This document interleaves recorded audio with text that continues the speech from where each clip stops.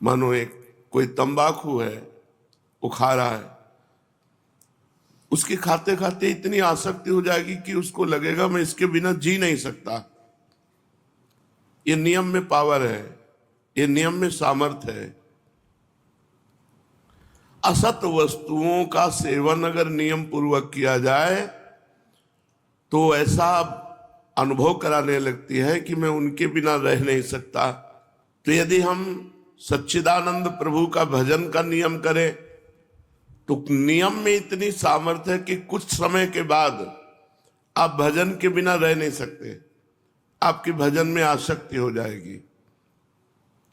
पर नियम पालन के लिए हर कष्ट सहना, यही तपस्या है। जिस नियम को हम लें उस नियम पालन करने के लिए चाहे हमें जितना कष्ट मिले, हम अपने नियम को न तोड़ें। तो नियम से भगवान प्रसन्न हो जाते हैं, क्योंकि नियम से ही प्रेम की प्राप्ति होती है। निंदन्तु नीति निपुणा यदिवा स्तुवन्तु लक्ष्मी समाविशतु गच्छतु वा यथेच्छम अद्यैव वा मरणमस्तु युगांतरे वा न्यायात् पथा प्रविचलन्ति पदम न धीरा। नियम पालन करने के लिए हमको इतना बलवान बनना पड़ेगा, चाहे लोग हमारी निंदा करें या हमारी स्तुति करें। लक्ष्मी सब नष्ट हो जाए, सारे सुख नष्ट हो जाए, अद्यैवा मरणमस्तु युगांतरे वा, अभी मर जाऊं या युगों में मरूं, इसकी कोई परवाह नहीं। पर मैं अपने सतमार्ग के नियम को नहीं तोड़ सकता। नियम बहुत बड़ी महिमा है। बलराम ब्रजवासी एक ब्रजवासी के नियम की बात बता रहे थे कि वो अपने गुरुजी का गुरुमंत्र 4 घंटे नियम पूर्वक जपते। तो जिस नियम में वो जप कर रहे थे उसी समय उनको सूचना मिली कि उनका पुत्र मथुरा और वृंदावन के बीच में एक्सीडेंट में मर गया है। वो आसन से खड़े नहीं हुए, आचमन किया और परिवार वालों को कहा जाओ अब तो मरी गए हैं, उनकी अंत्येष्टि क्रिया की व्यवस्था करो, हमारा नियम पूरा हो जाएगा तब उठ के हम आएंगे। कितनी बड़ी बात है कि एक पुत्र, वो भी मरणासन अवस्था में, और हम उस समय नियम का पालन करने की बात करें। धीरा वही धैर्यवान है जो अपने नियम का पालन करे। नियम के पालन में देवता भी विघ्न डालते हैं, माया भी विघ्न डालती है, पर जो नियम ले कम से कम 12 वर्ष तक उसका पालन करे तो बहुत बहुत लाभ उसे प्राप्त होगा। आज किसी की आध्यात्मिक विशेष उन्नति इसीलिए नहीं दिखाई देती, नियम की पूर्ति की तरफ किसी का चिंतन नहीं है। हमारा नियम है, हम इतने बजे जगते हैं, इतने माला करते हैं, इतना पाठ करते हैं, सत्संग जाते हैं, अमुक अमुक हमारी दिनचर्या है। मनाया माला चला ली, मनाया नियम। चैतन्य महाप्रभु जिनका पावन चरित्र आप सुन रहे हैं, नियम बना दिया, पूरी रात श्रीवास के घर कीर्तन होगा। तुमुल ध्वनि से, उच्च ध्वनि से मृदंग झांझ ढफ आदि बजते, महाप्रभु बीच में हरि बोल और महामंत्र का कीर्तन अमृत में। आसपास के जो लोग थे, जो श्रद्धावान थे, उनके हृदय में उत्साह प्रकट हुआ कि काश अगर ये दरवाजा बंद करके कीर्तन न करते तो हम लोग भी सम्मिलित हो जाते। तो जो अनाधिकारी थे उनके भी हृदय में जलन हुई, किसी तरह कीर्तन बंद होना चाहिए। ये झांझ पीट पीट कर पूरी रात सोने नहीं देते। जो विषयी पुरुष होते हैं उनको भागवतिक पुरुषों से द्वेष होता है अपने आप। यद्यपि भागवतिक महापुरुषों के द्वारा उनका कभी अमंगल नहीं, तो द्वेष का कारण ही कोई उपस्थित नहीं हो सकता। भक्तों के जीवन में ऐसे कोई आचरण नहीं होते कि किसी व्यक्ति की जलन का कारण बने। पर जो विषयी होते हैं, पापात्मा होते हैं, उनका स्वाभाविक भक्तों से द्वेष होता है। ये प्रकृति है, ये स्वभाव है। महाप्रभु को भी नहीं बख्शा। जो आसपास के लोग द्वेष करने वाले थे, अनाधिकारी थे, उनके हृदय में भारी जलन पैदा हुई। किसी तरह कीर्तन बंद होना चाहिए। ये नहीं सोचा कि हम कीर्तन नहीं करते तो हमारा परम सौभाग्य ये तो है कि हमारे कानों में नाम कीर्तन पड़ रहा है भगवान का। जो गति कीर्तन करने वालों की होती है, वही गति कीर्तन सुनने वालों की होती है। जो कथन का फल है वही श्रवण का फल है। जो भावुक लोग थे, उनके हृदय में संकीर्तन को देखने की उत्सुकता उत्पन्न हुई। ये नियम बहुत दोनों को अखरने लगा। जो अनाधिकारी द्वेष भाव रखने वाले थे, उनके हृदय में तो अखरने लगा कि पूरी रात ढोल पीटते हैं, जान पीटते हैं, नींद नहीं आती। जो अधिकारी भावुक जन थे, उनको कि बस चयन किए हुए भक्त जनों को अंदर कर लिया और दरवाजा बंद कर लिया। ये क्या है? अरे खुला कीर्तन करो जिससे हम भी आनंदित हो। दोनों भाव वालों को झुंझलाहट पैदा हो गई।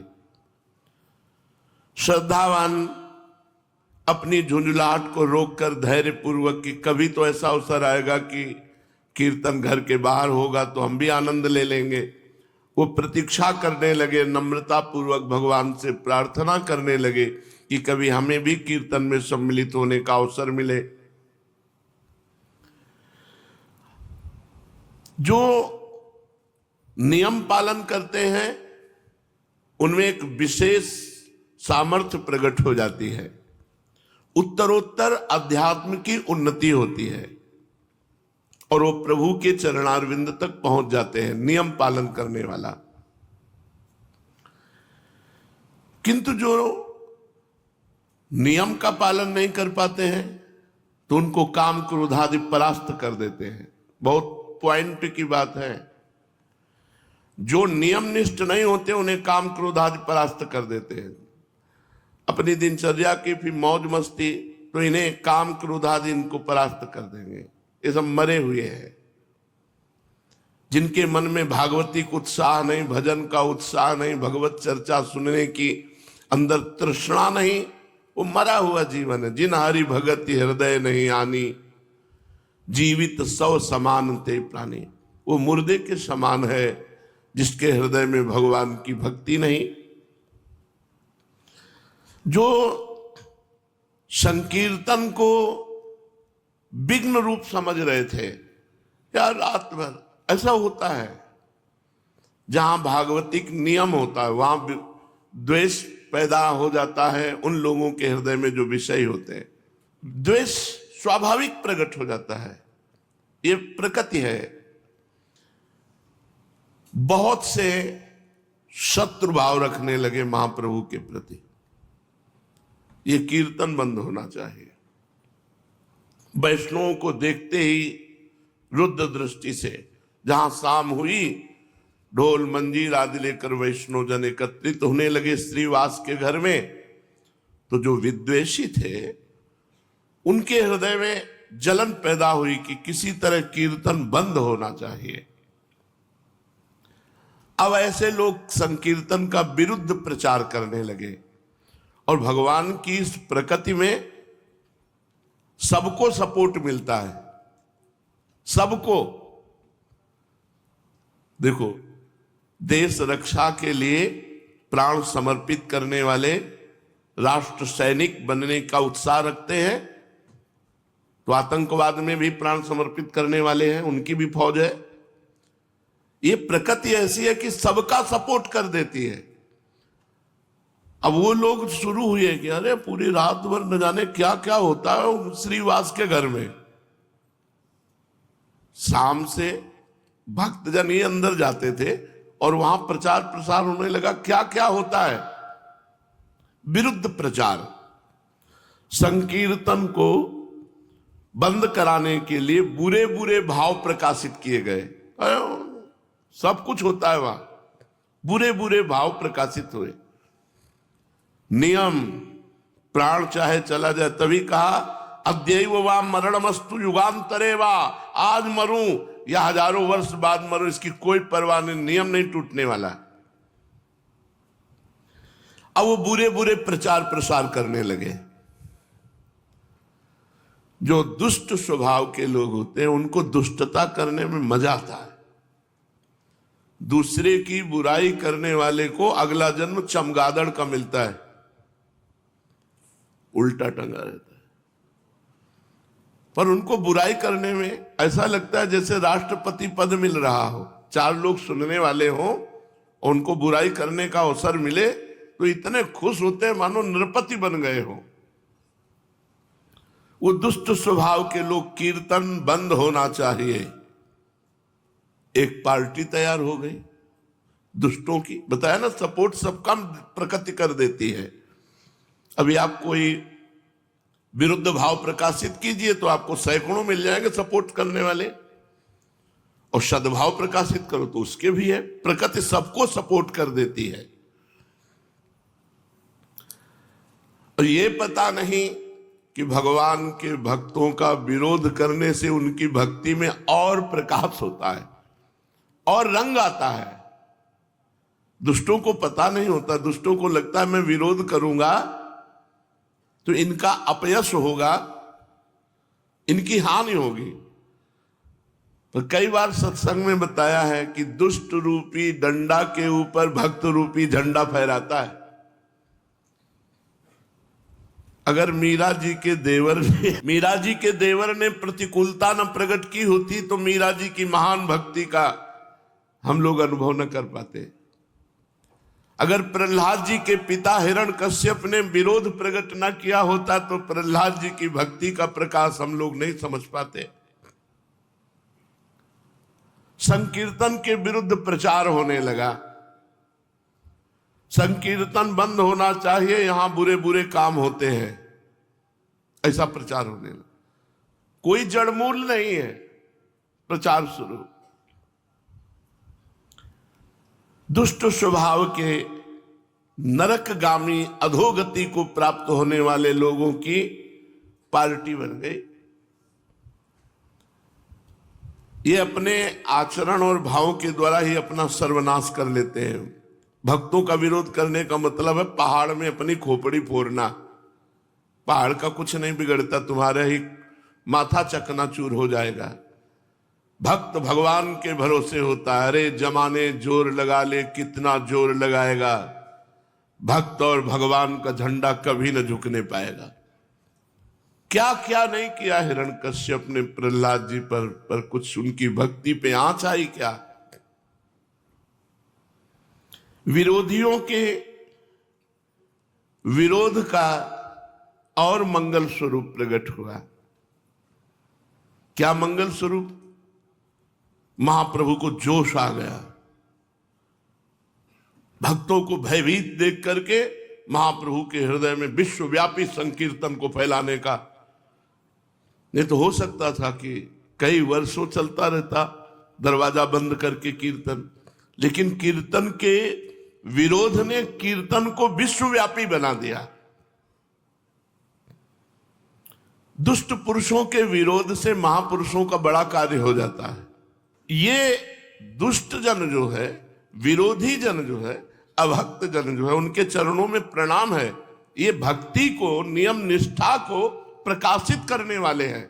भक्तों को अगर किसी ने प्रकाशित किया तो भक्ति विरोधी आचरण वाले दुष्टों ने प्रकाशित किया। बलिहारी है उन दुष्टों की जिन्होंने ऐसे महान भक्तों को प्रकाशित कर दिया कि हम जान पाए कि इतनी क्षमता के महापुरुष है। भक्तजन और आनंदित होते हैं जब विरोध होता है। देखते हैं श्री जी क्या करते हैं, देखते हैं प्रभु क्या करते हैं। इनका कोई मंगल विधान है, और जब परिणाम निकल के आता है तो परम मंगल विधान। देखो यहां कीर्तन का विरोध, भारी विरोध शुरू हो गया। संकीर्तन विरोधियों ने संकीर्तन की पहले निंदा की, फिर रोकने का उपाय सब मिलकर सोचा कि क्या उपाय हो सकता है कीर्तन बंद हो जाए। संकीर्तन के विरुद्ध निंदा करना और ये उपाय सोचना किस तरह से इन भक्तों को भय प्राप्त हो जाए और ये कीर्तन बंद कर दे। महाप्रभु को इसकी कोई परवाह नहीं। श्री कृष्ण संकीर्तन में सदा संलग्न रहने लगे। सैकड़ों लोग विरोधी हो गए कीर्तन के। रात्रि भर संकीर्तन होता, भक्तगण जोर से हरि बोल की ध्वनि करते। आसपास के लोग दुष्टों के संग में हो गए, क्योंकि नींद नहीं, नींद में दखल पड़ता। भांति भांति से कीर्तन के विरुद्ध भाव फैलाने लगे। कोई कहता ये लोग रात्रि भर ढोल पीटते हैं, चिल्लाते हैं, नींद नहीं आती, सोना आराम कर दिया। कोई कहता है योग तपस्या ज्ञान तो कुछ जानते नहीं है, इकट्ठे हो गए बोल चिल्लाते हैं। चिल्लाना ही ये भक्ति समझते हैं। कोई बीच में कहता जी पूरी हत्या की जड़ तो ये श्री बास है, ये भीख की रोटी खाता है और रात्रि भर अपने घर में कीर्तन कराता है, पूरा मोहल्ला परेशान है। 10-20 लोग ऐसे बैठ गए, कीर्तन का आनंद नहीं ले रहे, निंदा कर रहे हैं बैठकर, कीर्तन का विरोध की भावना। अब ये प्रचार प्रसार आपस में निंदा स्तुति का होते होते काजी के पास पहुंचा। कुछ लोगों ने काजी से रिपोर्ट की कि श्रीवास के घर रात्रि भर बड़ा उपद्रव होता है, वहां जो नहीं होना चाहिए वो भी होता है, आप इस पर दखल डालिए। अब दुष्टों को तो बड़ा आनंद हुआ। अब ये प्रचार करने लगे कि राजा की तरफ से कीर्तन करने वालों के लिए फौज भेजी गई है और वो आएंगे, कीर्तन करने वालों को बांध कर ले जाएंगे, सजा देंगे, जेल में डाल देंगे और श्रीवास का घर तो तोड़ फोड़ करके गंगा जी में बहा देंगे। कीर्तन करने वालों की अब खैर नहीं। ऐसे पूरे नवद्वीप में खबर फैल गई जब काजी को सूचना मिली। अब आई है नियम की परीक्षा की घड़ी। अब उनमें जो कुछ हल्के भाव वाले थे उन्होंने कहा भाई कृष्ण कृष्ण जपना तो हम जप लेंगे अब, लेकिन राजा के डंडे कौन खाएगा, जेल में कौन बंद होगा। तो श्रीवास जी के घर आना बंद कर दिया। उनमें जो कच्चे दिल वाले थे, भाई हम तो कीर्तन करते, हमारा तो कोई दोष नहीं, हम तो साफ कह देंगे कि हम भाई अब आज से कीर्तन में नहीं जाएंगे। और सही बात है, किवाड़ बंद करके कीर्तन करने की जरूरत क्या है। कुछ कमजोर दिल वाले जो थे वो उधर ही सपोर्ट में हो गए भयवश। ऐसा नहीं होना चाहिए। अच्छा, कुछ लोग होते हैं दो मुंह वाले, इधर भी मौजली उधर भी मौजली। दुष्टों की तरफ दुष्टता का सहयोग कर दिया, साधु की तरफ साधुता का। अरे आप कीर्तन करो, देखेंगे जो होगा। और बहुत अच्छा किया, रात भर कीर्तन करके जो है किसी को चैन नहीं लेने देते, दोनों तरफ। तो ऐसे जो कुछ वो तो डर गए। कुछ लोगों ने कहा जब तक फौज ना आवे तब तक कीर्तन चालू रखो, फिर फौज आएगी तो देखा जाएगा। हिम्मती जो भक्तजन थे। कुछ ने कहा कि चलो काजी से जाके कहते हैं कीर्तन में स्त्रियों को भी अंदर ले जाते हैं। मालूम पड़ता है ये लोग शास्त्र विरुद्ध आचरण करने वाले वाम मार्गी। यहां तक ये लोग पता नहीं क्या सोच सकते हैं, कितना सोच सकते हैं विरोधी। और ये एक यहीं की बात नहीं कि कीर्तन में गदाधर भट्ट जी जब कथा कहते तो भगवान में डूब करके ऐसे कथा कहते कि कथा सुनने वाले वैरागी और प्रेमी हो जाते, संसार से वैराग्य और भगवान से अनुराग। तो एक कल्याण सिंह नाम के कथा सुनने आते थे, बड़े धनी मानी थे। तो कथा में यही तो चर्चाएं होती हैं कि भाई ब्रह्मचर्य से रहो, संयम से रहो। ऐसे उन्होंने अपनी पत्नी से बात करना बंद कर दिया, काम संबंधी चेष्टाएं बंद कर दी। अब पत्नी तो कथा सुनने आती नहीं थी। उसने विचार किया कि ये पंडित कथावाचक ही हमारी जिंदगी में आग लगा दी। अब हमारे पति हमसे बातें नहीं करते, कल्याण सिंह, हम इन पंडित की धुलेंगे जिससे हमारे पति की श्रद्धा पंडित के प्रति खत्म हो जाए। तो कथा सुनना बंद कर देंगे तो फिर हमसे पति पत्नी का प्यार। एक दिन देखा कि एक गर्भवत गली गली मांग रही थी भिक्षा, ऐसे बुलाया और कहा कि ऐसे एक एक दाने मांगती घूम रही, तुझे को असरफियां देंगे, ले। और वहां कथा हो रही है, सभा में जाके कह दे कि पंडित जी जब गर्भ नहीं रहा था तो खूब आते हो, अब गर्भ रह गया है, अब इसका पालन पोषण कौन करेगा? बस इतना तुझे कहना है, जितना पैसा कहेगी उतना देंगे। और वो टुकड़े टुकड़े भीख मांगने वाली, उसके लिए क्या कहने, वो तो निर्लज्ज थी। उसने असरफियां ली और पहुंची कथा में, पंडित जी। तो अब जैसे कथा में पंडित कोई स्त्री पहुंच जाए तो सब, जब ये नहीं था तो खूब आते थे, अब जब ये हो गया तो तुम्हारा आना बंद हो गया, इसका पालन पोषण कौन करेगा? वो भी बड़े मौजियल। उन्होंने कहा तू चिंता मत कर, बैठ, इसका भी पालन पोषण होगा, जिसने दिया है वह उसका पालन पोषण भी करेगा। अब तो खुशखुशी होने लगी आपस में। यार हम कहते थे पाखंडी है, कोई कहता नहीं यार बहुत सही महात्मा है ये, कुछ सदविचार कुछ असद विचार। जो निष्ठावान थे उन्होंने कहा आपने झूठ ऐसा क्यों आरोप किया? और गदाधर भट्ट जी एकदम बिल्कुल समान भाव में, मान अपमान में समान स्थिति रखने वाले महापुरुष। उनमें से एक बहुत समर्पित थे, उन्होंने इशारे से पीछे बुलाया ऐसे। तो कल्याण सिंह जी महाराज वहां कथा में बैठे हुए थे। उनका सच्ची बता, कभी जानती इनको तू? और उसने जब देखा कि कई लोग आ गए मारी डालेंगे तो उसने कहा हम बिल्कुल नहीं जानते, हमको तो पैसा मिला है कहने के लिए। बोले चल सभा में कह, चल कर, हजारों की श्रद्धा नष्ट हो रही, किसने तुझे पैसा दिया? तो कहा कोई कल्याण सिंह है, उनकी पत्नी ने हमको दिया पैसा की सभा में बोल। जब वो सभा में बुलवाया, कल्याण सिंह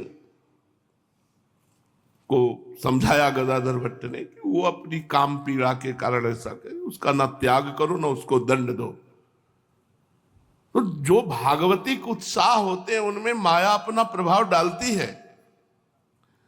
कीर्तन विरोधियों ने यहां तक काजी के पास सूचना पहुंचा दी कि कीर्तन में स्त्रियों को भी ले जाया जाता है, पता नहीं क्या क्या होता है ऐसा।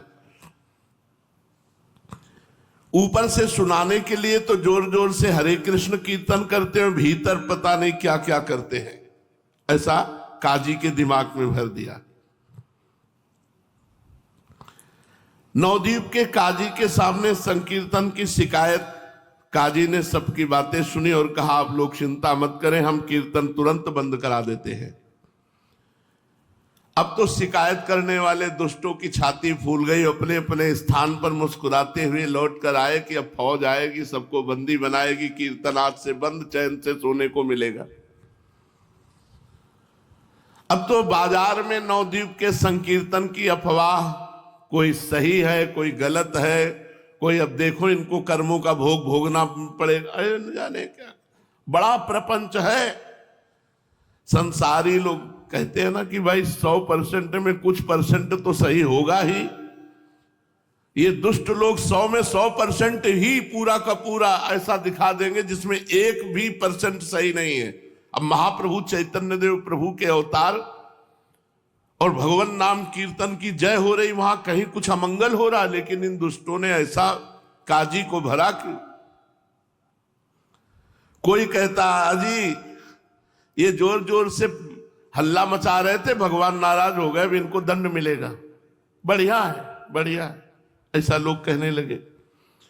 कोई कहता अरे कहो तो अभी विरोध हो गया, नहीं आगे अकाल पड़ जाता। ऐसे ऐसे भी लोग, ये पूरी रात जो हल्ला मचाते हैं, भगवान नाराज होकर अकाल पैदा कर देते। ये तो अच्छा हुआ विरोध हो गया। भगवान नाम कीर्तन से, नाम संकीर्तनम यस्य सर्व पाप प्रणाशनम। घट घट व्यापी अंतर्यामी, भगवान सब जानते हैं, तुम लोगों का मुख बंद कर देंगे। जो अच्छे हृदय वाले थे वो कहते भगवान सर्वांतर्यामी, वो सब जानते हैं, तुम लोग जो अफवाह उड़ा रहे हो, तुम लोगों का अच्छी तरह मुख बंद कर देंगे भगवान। उसी समय कोई हृदय की जलन मिटाने के लिए द्वेष बुद्धि से कहता भैया ये 2-4 दिन के अब ढोल नगाड़े हैं, ये सब बंद हो जाएंगे, अब काजी नाराज हो गया है। श्रीवास पंडित ने भी ये सब बातें सुनी। अब उनके मन में भय उत्पन्न हुआ, और गौड़ देश का राजा मुसलमानी था, बादशाह, हिंदू धर्म का विरोधी यवन। उनका हो सकता है वो हमारे धर्म को जानता नहीं है और उसका विरोध करके ये सब कर सकता है, राजा है। और हिंदू जनों ने ही जाकर के विरोध भाव शिकायत की, तो जरूर हो सकता है ऐसा। श्रीवास जी के मन में भय सताया। लोगों के मुख से ऐसी बातें सुनकर के प्रायः सब भक्तों के हृदय में डर घुस गया अंदर, क्योंकि यवन हिंदू धर्म विरोधी राजा है और हिंदू जन ही शिकायत कर रहे हैं, तो जरूर कोई न कोई उपद्रव। श्रीवास पंडित जी के पास आकर के सब भक्त जन सलाह करने लगे कि क्या करना चाहिए। कोई कोई तो कहने लगे अजी कुछ दिन के लिए बंद कर दो नाम कीर्तन, जब ये सब शांत हो जाए तब फिर शुरू कर देंगे। कोई कहते भैया अब तो हम तो जय श्री कृष्ण नवद्वीप ही छोड़ रहे हैं कुछ दिनों के लिए, जब सब शांत होगा तो लौट आएंगे। अब हम तो रिश्ते नातेदारों के आ जाएंगे, अब कीर्तन में नहीं आएंगे। उनकी बातें सुनकर श्रीवास पंडित ने कहा भाई अब जो होना होगा सो होगा, भगवान श्री हरि सबका भला करेंगे। हम श्री कृष्ण कीर्तन करते, कोई गलत काम तो नहीं करते ना, देखा जाएगा। अगर भगवान का नाम कीर्तन करने पर कष्ट आएगा, बंदी बनाए जाएंगे, मारे जाएंगे, तो हम वो सब सहेंगे। श्रीवास पंडित ने भक्तों को तो इस प्रकार समझा दिया, लेकिन अंदर अंदर वो भी भयभीत थे। उन्होंने अपने मनोगत भावों को प्रभु के सम्मुख प्रकट नहीं किया। प्रभु तो सबके भावों को समझने वाले थे। चैतन्य महाप्रभु ने सब भक्तों के भावों को देखा, सब डगमगा रहे हैं। यवन राजा के कारण सब भयभीत हो रहे हैं, इसलिए इनको निर्भय कैसे किया जाए, महाप्रभु विचार करने लगे। एक दिन प्रभु ने अपने संपूर्ण शरीर में सुगंधित चंदन लगाया, घुंघराले काले काले सुंदर बालों में सुगंधित तेल डाला, मूल्यवान स्वच्छ और महीन वस्त्र पहने, साथ में 2-4 भक्तों को लेकर गंगा किनारे की ओर चल पड़े। उनके अरुण अधर पान की लाली लगने से और भी अत्यधिक अरुण बन गए थे।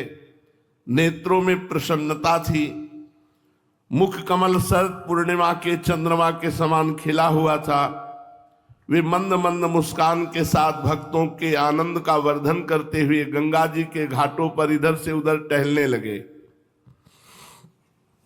जो सात्विक प्रकृति के भगवत भक्त थे, वे प्रभु के रूप लावण्य को देखकर मन ही मन परम प्रसन्न हुए, किंतु जो दुष्ट प्रकृति के निंदक थे, वे आपस में कहने लगे यार निमाई पंडित पर कोई भी फर्क नहीं पड़ता, बड़ा अजीब है। अरे राजा का फौज आने वाली है, काजी नाराज है, पान खाए घूम रहे, इनको कोई फर्क नहीं पड़ता, इसे तनिक भी भय नहीं। संपूर्ण शहर में हो हल्ला मच रहा है, कल ही तो सेना आने वाली है, अरे भाई देख लेना, ये पान खाए घूम रहे, कल इनको बांधकर नाव पर बंदी बनाकर ले जाया जाएगा। अभी तो राजपुत्र के समान बन ठन करके हंसते हुए घूम रहे। अरे यार, इनके चेहरे पर सिकुड़न भी नहीं है, बड़े विचित्र है। कोई कोई कहता अजी सब बातें झूठी हैं, कोई फौज वौज नहीं आ रही, कोई नाव वाव नहीं आ रही, कोई सैनिक नहीं आ रहे, ये सब केवल अफवाह उड़ाई गई है।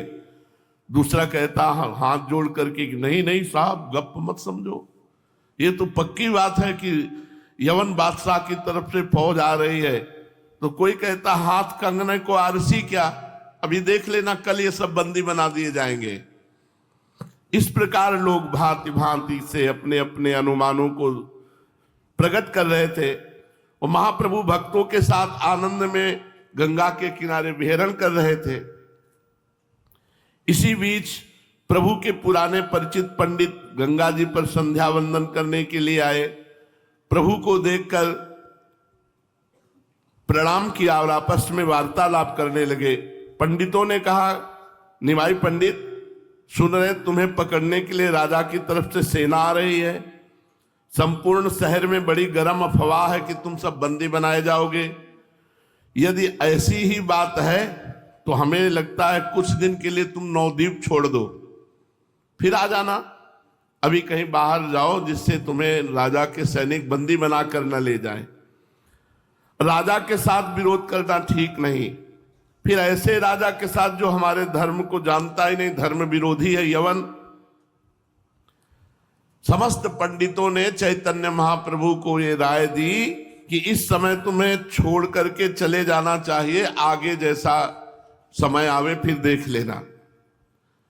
प्रभु ने उपेक्षा के साथ कहा, अजी जो होगा सो देखा जाएगा। हम नवद्वीप छोड़कर तो कहीं नहीं जा सकते, और यदि तुम्हारी सलाह सही है तो हम नवद्वीप छोड़कर कहीं जाएं, वो बादशाह कहीं से भी बंदी बनवा लेगा। हम तो कहेंगे अगर भगवान हमें बंदी बनाना चाहते, दुख देना चाहते तो हम उसे सहेंगे, कीर्तन बंद नहीं करेंगे, कीर्तन नहीं बंद होगा। और देखो, जब कोई धर्म से चलता है तो उसकी परीक्षा होती है, और दुख सहना ही धर्म की कसौटी है। हम सहेंगे, जो कुछ होगा देखेंगे।